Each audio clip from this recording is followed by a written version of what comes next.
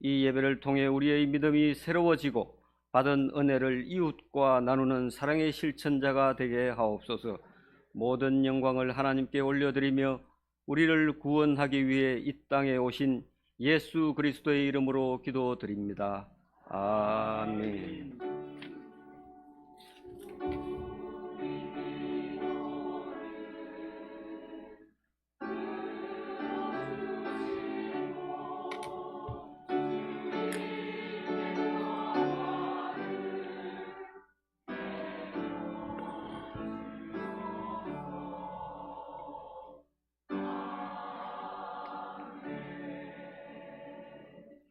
하나님 말씀 구약 성경 이사야 61장입니다.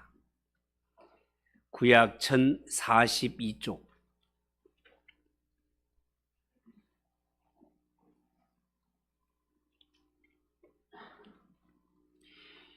이사야 61장 1절에서 9절까지.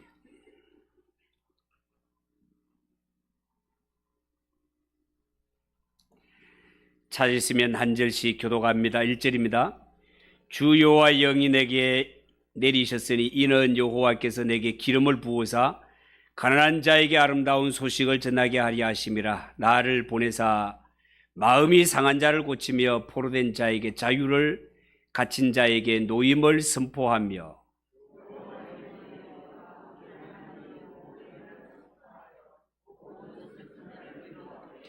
무릇 시온에서 슬퍼하는 자에게 화관을 주어 그 죄를 대신하며 기쁨의 기름으로 그 슬픔을 대신하며 찬송의 옷으로 그 근심을 대신하시고 그들이 의의 나무 곧 여호와께서 심으신 그 영광을 나타낼 자라 일컬음을 받게 하려 하심이라.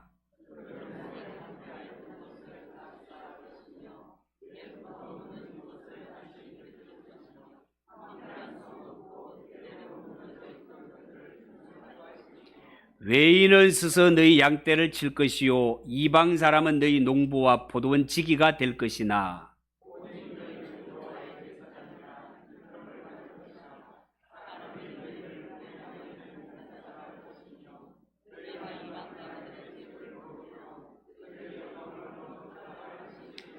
너희가 수치 대신에 보상을 배나 얻으며 능욕 대신에 몫으로 말미암아 즐거워할 것이라. 그리하여 그들의 땅에서 갑절이나 얻고 영원한 기쁨이 있으리라.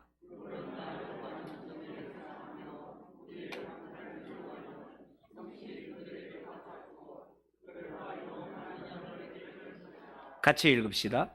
그들의 자손을 뭇 나라 가운데에 그들의 후손을 만민 가운데에 알리리니 무릇 이를 보는 자가 그들은 여호와께 복받은 자손이라 인정하리라. 아멘. 찬양을 받으신 하나님께 영광의 박수를 올려드리겠습니다. 우리 옆에 분들과 인사합시다. 메리 크리스마스. 잘 오셨습니다.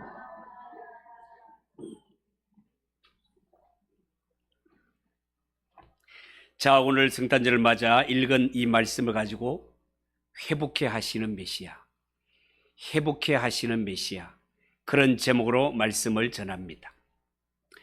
여러분, 하나님은 애굽에서 종살이하던 이스라엘 백성들, 그들을 하나님의 백성으로 선택하시고 그들을 구원하셨습니다.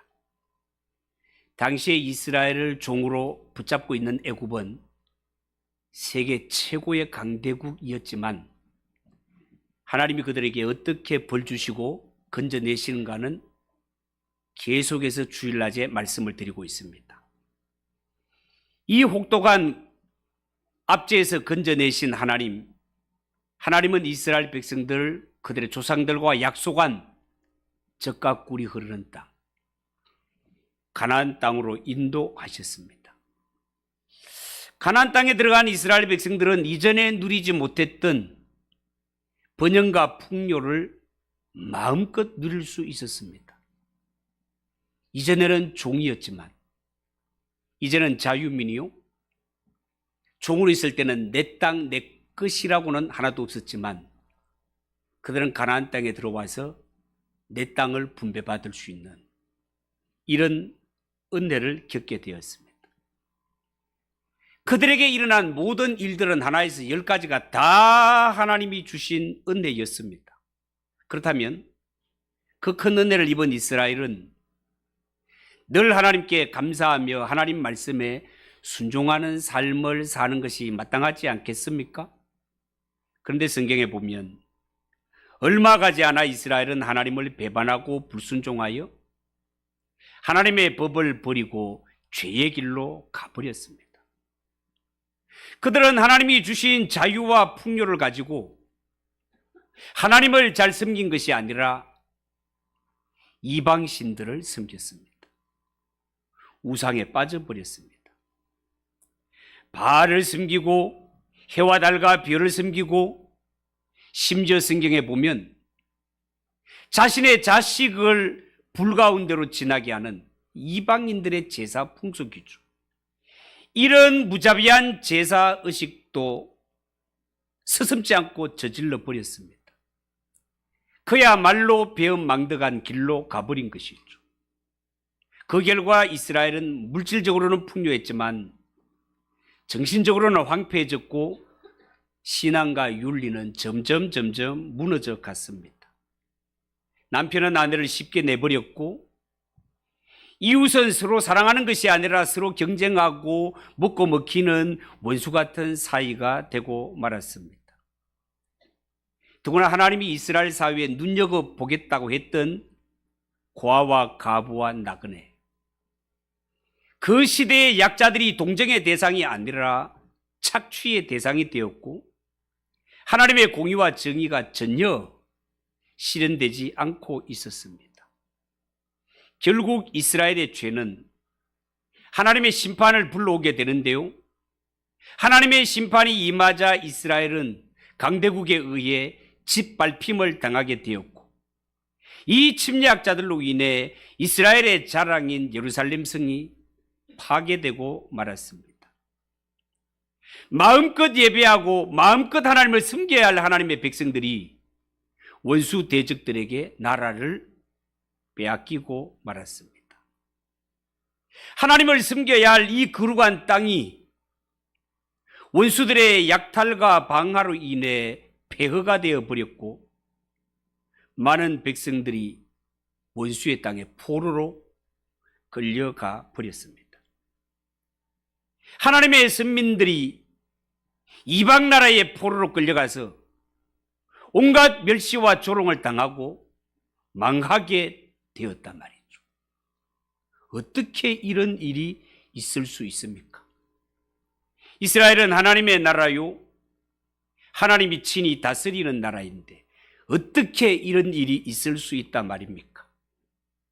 그렇지만 하나님께서는 아무리 택한 백성일지라도 하나님을 떠나고 말씀을 버리면 망한다는 사실을 성경을 통해, 역사를 통해 증거 삼으셨습니다.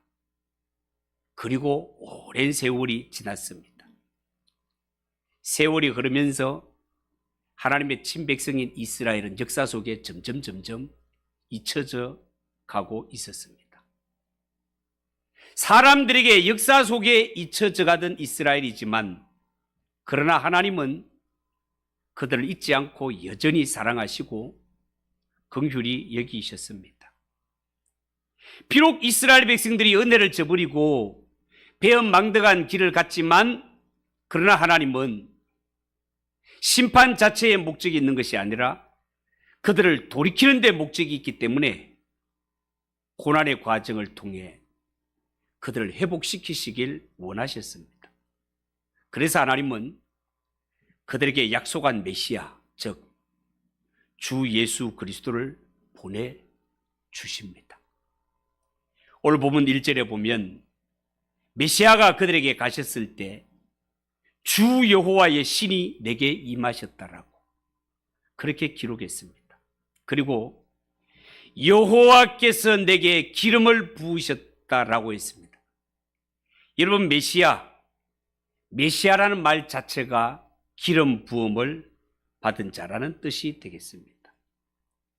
이처럼 하나님은요, 당신의 거룩한 사역을 시작하실 때 항상 하나님의 신을 충만하게 부어주십니다.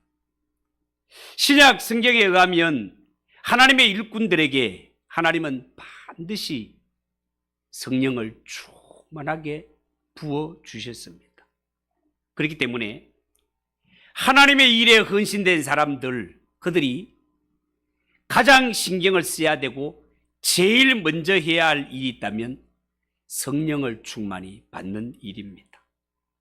여러분, 성경에 삼손과 같이 엄청난 힘을 가진 사람도 그 힘을 사용할 때는 반드시 그 위에 여호와의 신이 임하셨고, 사울 왕과 다윗 왕이 전쟁터에 나가서 승승장구할 수 있었던 것도 싸움에 임할 때마다 여호와의 신이 그 위에 임하셨기 때문이었습니다. 구약의 선지자들도 제사장들도 주의 일을 감당할 때 그들은 기분 내키는 대로 한 것이 아니라 하나님의 신에 감동되어 사명을 감당했습니다.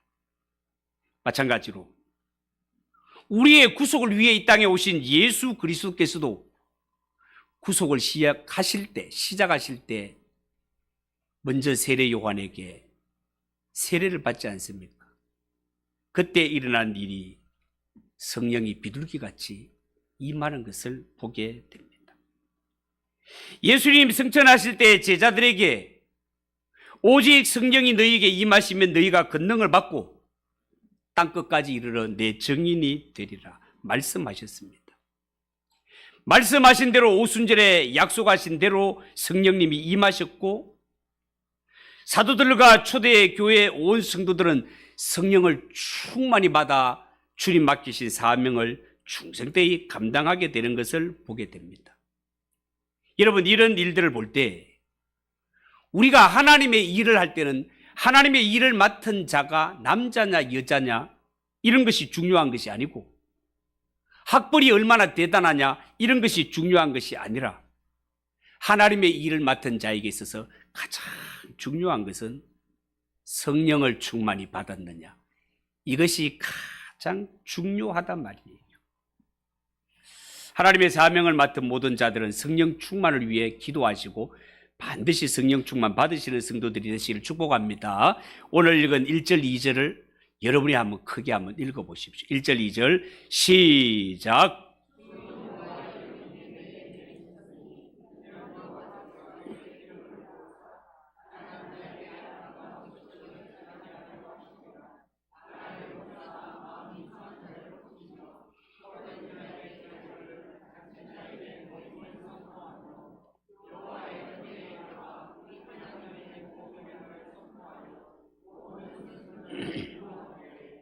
아멘. 여러분, 오늘 이 성경 말씀에 의하면 여호와의 영으로 충만한 메시아가 오셔서 여호와의 은혜의 해를 선포합니다. 이 은혜의 해를 전문적으로 말하면 이 은혜의 해는 희년입니다. 희년. 처음 들어보실 수도 있고 여러분들 잘 잊어버리니까 저는 희년에 대해서 여러분들에게 여러 번 설교를 했습니다. 이스라엘 백성들이 가나안 땅에 돌아와서 7년에 한 번씩 안식년을 지키면서 이 안식년에 땅도 놀리고 이렇게 하면서 하나님의 구원을 기념하다가 안식일이 7년째 쌓여서 77이 49 다음 50년째 오는 해가 희년이 된다라고 말씀을 드렸고, 이 희년이 되면 그동안 가나안에서 땅을 접히고 다 돈을 빌어먹고 혹시를 빌려서 먹었는데 흉년이 겹치는 바람에 갚지 못하고 토지도 빼앗기고 자녀도 종으로 팔려가고 이런 일이 발생했을 때 희년이 되면 하나님께서 너희가 애굽에서 종되었던 때를 기억해라. 너희가 애굽에서 종되었던 때를 기억해라. 그때 너희들 진짜 불쌍했지. 너희 힘으로 할 수 있던 것이 아무것도 없었지. 그때 내가 너희를 긍휼히 여겨 하나님의 백성으로 삼고 너희에게 자유를 주었지. 구원을 주었지. 이것 잊지 말고 너희 사회에 고아와 가부와 나그네 가난한 자들이 혹시 땅을 잡히고 자녀를 잡히고 종이 되고 이런 일이 있게 되면 50년째가 되면 이유여하를 물어나고 너희가 애굽에서 종되었던 때를 기억해서 하나님이 우리에게 은혜를 베풀어 주어 이 깊은 자유를 주었던 것처럼 50년째가 되면 모든 것을 본래의 주인에게로 돌려줘라. 이것이 희년이라고 말씀을 드렸습니다. 그것을 배경으로 해서 말씀을 들으시기 바랍니다. 여러분, 메시아가 오셔서 여호와의 은혜를 선포합니다. 그리고 하나님의 심판의 날을 선포합니다. 여러분, 메시아 속에는요, 두 가지 기능이 동시에 들어있는데요. 메시아 속에는 심판의 기능도 들어있고 구원자의 기능도 들어있습니다. 그러니까 이 땅에 오신 예수 그리스도를 구주로 믿고 영접한 자에게는 메시아가 구원의 하나님으로 역사하시지만, 그러나 오신 메시아, 이 땅에 예수를 믿지 않고 끝까지 하나님의 초청에 명령에 불순종하는 자는 메시아가 심판의 주림으로 역사하신단 말이에요.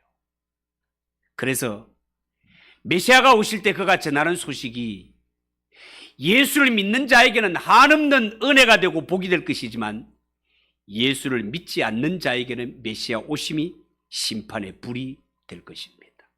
사랑하는 성도 여러분, 오늘은 만민이 즐기는 성탄절입니다.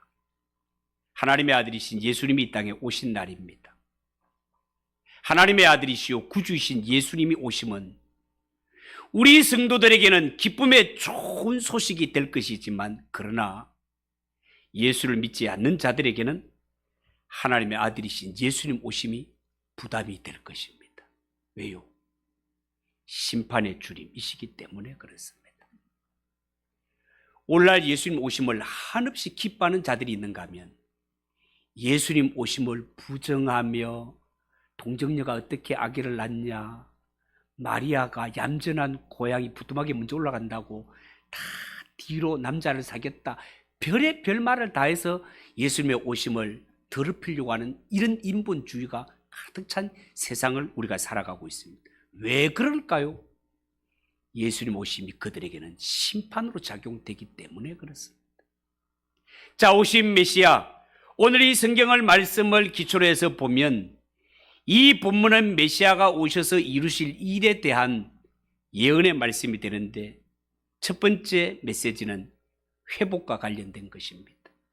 오실 메시아는 사람들을 회복시키십니다.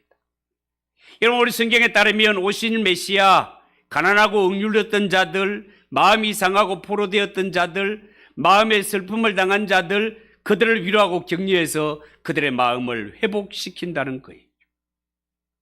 그들을 깨끗하게 목욕시키고 단장해서 아름다운 옷을 입히고 머리에게는 화관을 씌워서 그들의 얼굴에 기쁨이 가득하게 하고 그 입에서 찬송이 흘러 넘치도록 만들겠다는 것입니다.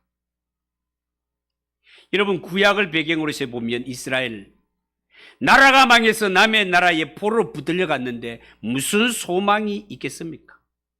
그러나 하나님께서는 이스라엘 모두가 짓밟혔다 하더라도 하나님이 보내신 메시아가 오셔서 은혜의 해를 선포하면 절망과 고통 중에 있던 사람도 그 마음의 기쁨과 즐거움이 회복된다는 것입니다. 이 메시아를 만나면 하나님의 형상, 본래 인간의 모습을 회복할 수 있을 것이라고 하나님이 선포하십니다.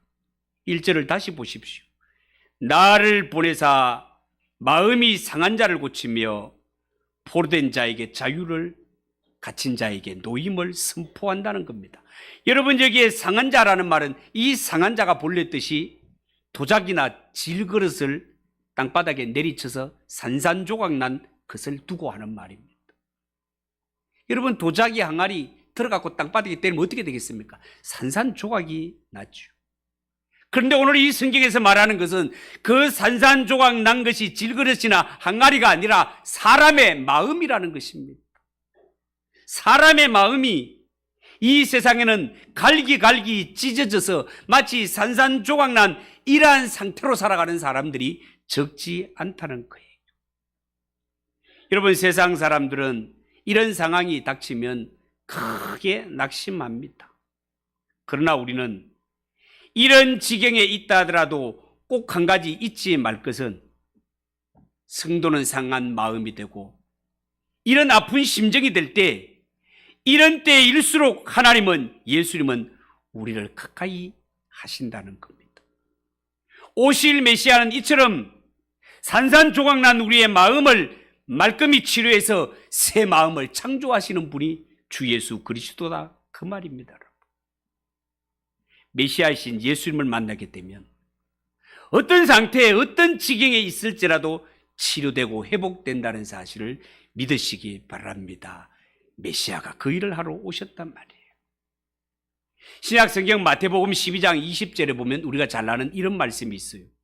하나님은 상한 갈대를 꺾지 않으시며 꺼져가는 심지를 끄지 않는다라고 그렇게 말했어요. 여러분, 상한 갈대는 바람이 이리 불면 이리, 저리 불면 저리 날리는 정말 연약한 것이죠. 그런데 그 갈대가 상했다고 합니다. 상한 갈대라는 말은 연약하고 연약함이 두 번이 겹친 정말 연약한 존재다, 그 말이에요.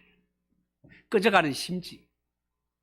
우리가 옛날에 호롱불을 켜고 촛불을 켰을 때 바람이 휙 불면 정말 바람 앞에 등불이라는 말도 있는 것처럼 연약하디 연약한 것이 등불 아닙니까?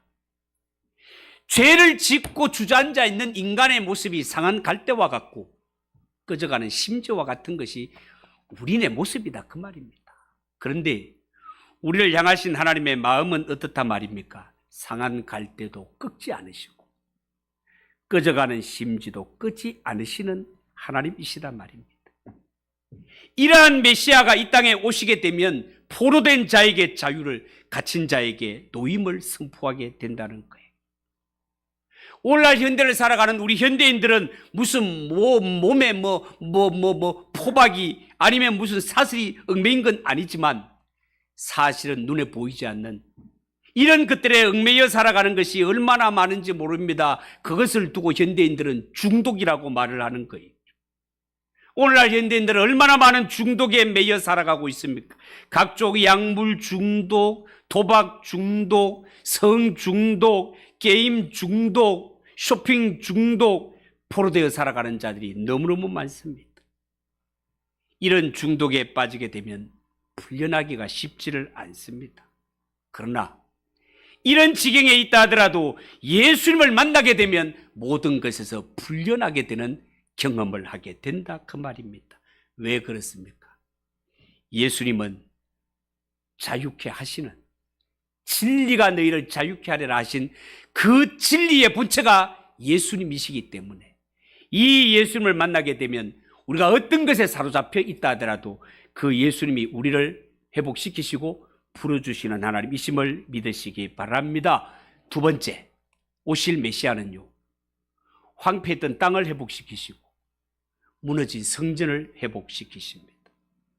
여러분, 오늘 4절에 보면 4절도 여러분이 한번 읽어보십시오. 시작.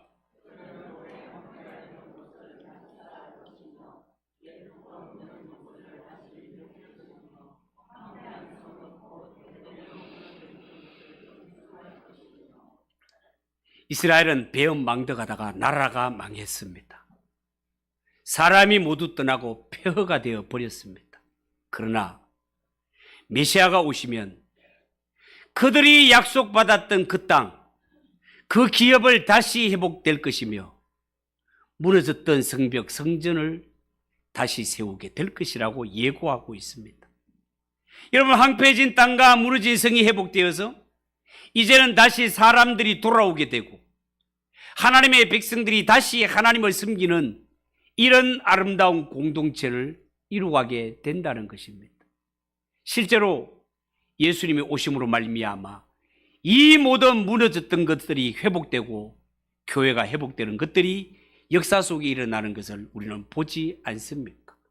사랑하는 성도 여러분, 오늘도 우리 주위에 무너지고 해파된 이런 것이 있다면 예수님을 중심에 모시는 것만이 모든 것을 새롭게 정비할 수 있는 기회가 된다는 사실을 명심하시고 우리의 연약한 삶에도, 가정에도, 교회에도 예수님 중심으로 살아가는 그런 성도들이 되시기를 주님의 이름으로 축복합니다. 세 번째, 오실 메시아는 이스라엘 백성들의 본래의 지위와 직분을 다 회복시켜 주십니다.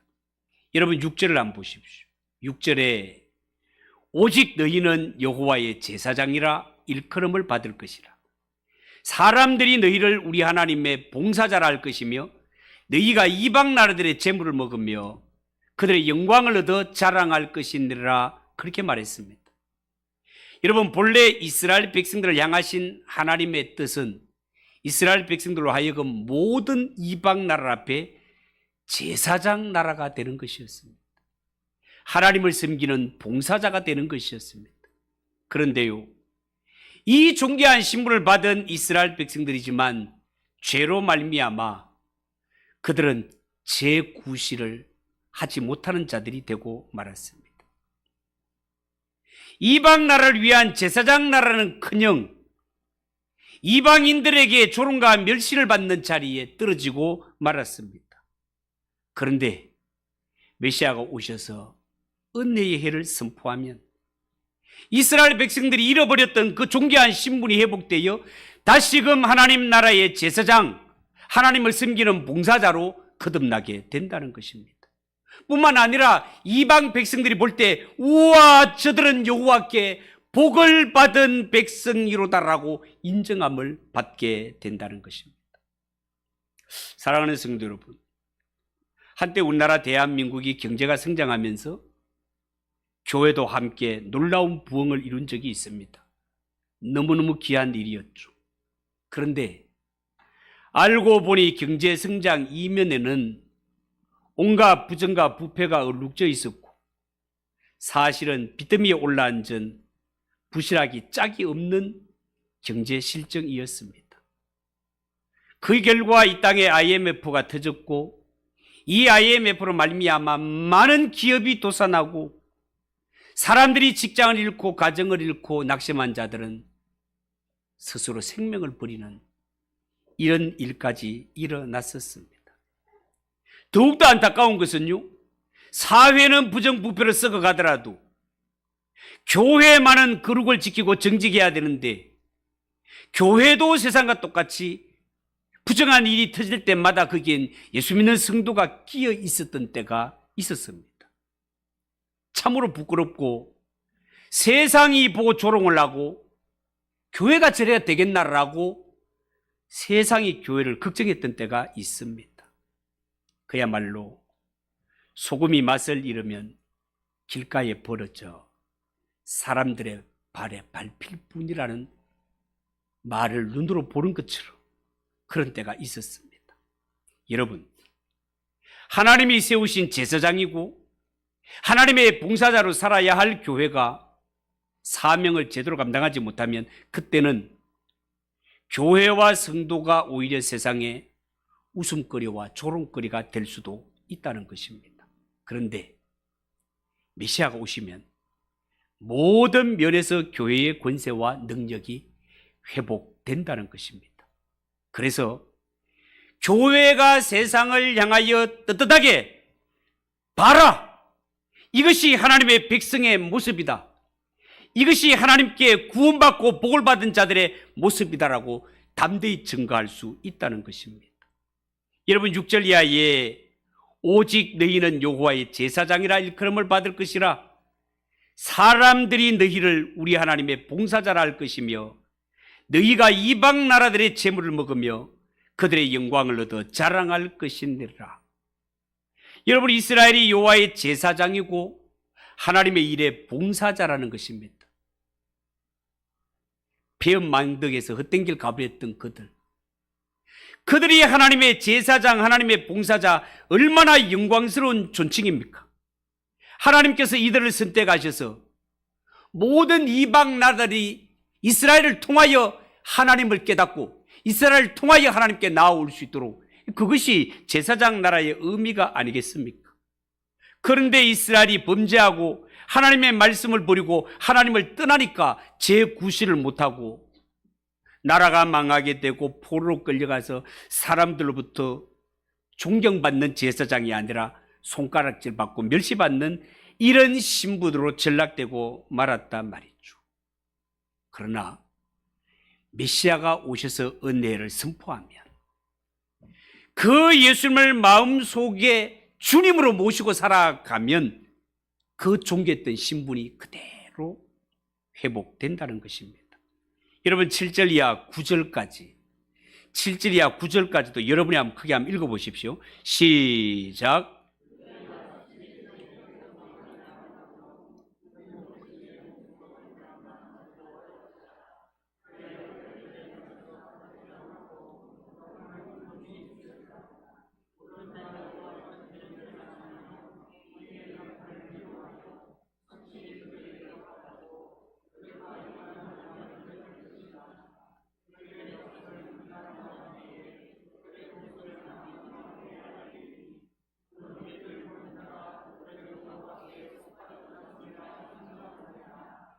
아멘. 여러분, 이 말씀은 하나님이 택하신 족속, 하나님이 택하신 사람, 모든 족속, 모든 사람이 볼 때 하나님께 복을 받았다는 것을 인정할 수밖에 없도록 하나님이 그렇게 역사하시겠다는 것입니다. 여러분, 우리가 일생을 살아오면서 지난 날들을 돌아보며 모든 것이 하나님의 은혜입니다 라고 고백할 수 있다면 그 인생 잘 살아온 것 아니겠습니까? 더구나 다른 사람이 나를 볼 때, 믿지 않는 사람들이 나를 볼 때 당신의 삶은 처음부터 끝까지 하나님의 은혜군요. 하나님이 복을 주셨군요. 이렇게 봐주고 이렇게 인정해 준다면 그 사람 정말 승리한 삶이 아니겠습니까? 메시아가 오시면 마음속에 주 예수 그리스도를 나의 주로 온전히 모시고 살아가는 사람은 하나님이 그 삶을 그렇게 존귀하도록 만들어내고야 말겠다는 하나님의 의지이십니다. 사랑하는 성도 여러분, 우상의 땅이었던 갈대아 우르에서 아버지를 도와 우상이나 만들고 우상이나 섬기던 아브라함이 어떻게 축복의 통로가 되고 믿음의 조상이 될 수 있었을까요? 모두가 하나님의 은혜 아닙니까? 살인자가 되어서 도망쳤던 모세, 오랜 세월 처가살이에 찌들었던 모세가 어떻게 민족의 영도자, 출애굽의 영웅이 될 수 있었을까요? 하나님의 은혜가 아니겠습니까? 아무도 알아주지 않던 산골짜기에서 양떼나 치던 목동에 불과했던 다윗이 어떻게 수많은 이스라엘 왕들의 표본이 되며 신앙의 사표가 될 수 있었을까요? 모두가 하나님의 은혜 아니겠습니까? 악랄했던 핍박자 사울이 어떻게 그렇게 위대한 사도 바울로 거듭날 수 있었을까요? 모두가 하나님의 은혜 아니겠습니까? 사랑하는 성도 여러분, 오실 메시아는 이처럼 사람을 변화시키고 운명을 변화시키는 위대한 일을 하시는 하나님의 아들 주 예수 그리스도이십니다. 성탄절은 성경이 약속한 메시아, 바로 그분이 탄생하신 날입니다. 사랑하는 성도 여러분, 혹시 살면서 마음이 상하셨습니까? 오신 메시아 예수님을 만나십시오. 살면서 모든 소망이 끊어졌습니까? 오신 메시아 예수님을 만나십시오. 예수님 만나면 모든 문제가 해결됩니다. 오늘 말씀은 10절, 11절로 종결이 지어지고 있는데요. 여러분 성경 10절, 11절도 한번 읽어봅시다. 10절, 11절 시작.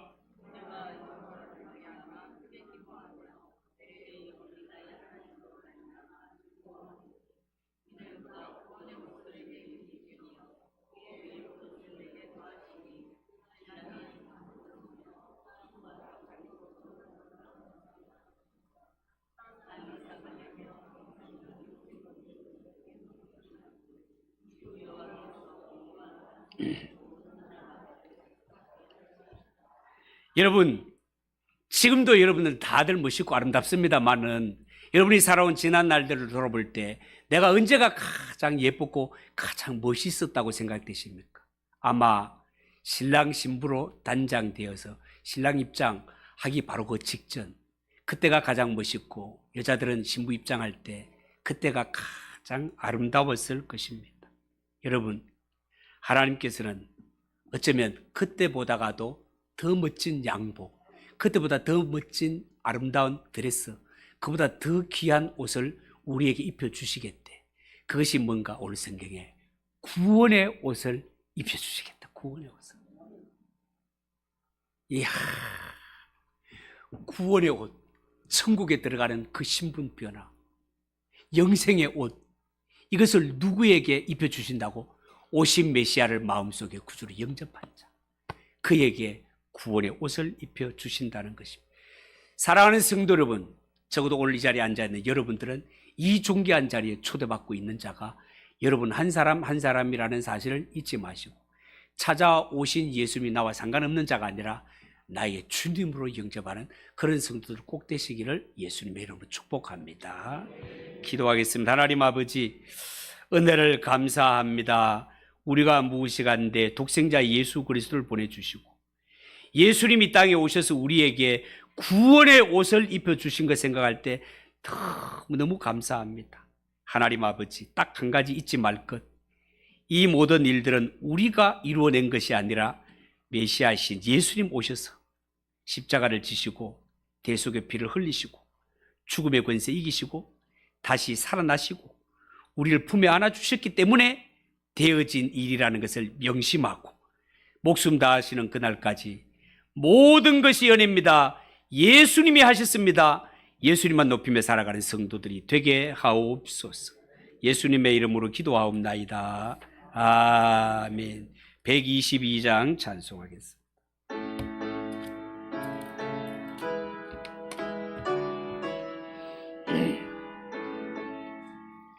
참 반가운 성도 다 이리 와서 베들레헴 성 안에 가봅시다. 저 구유에 누이신 아기를 보고 엎드려 절하세, 엎드려 절하세, 엎드려 절하세. 구주 나셨네,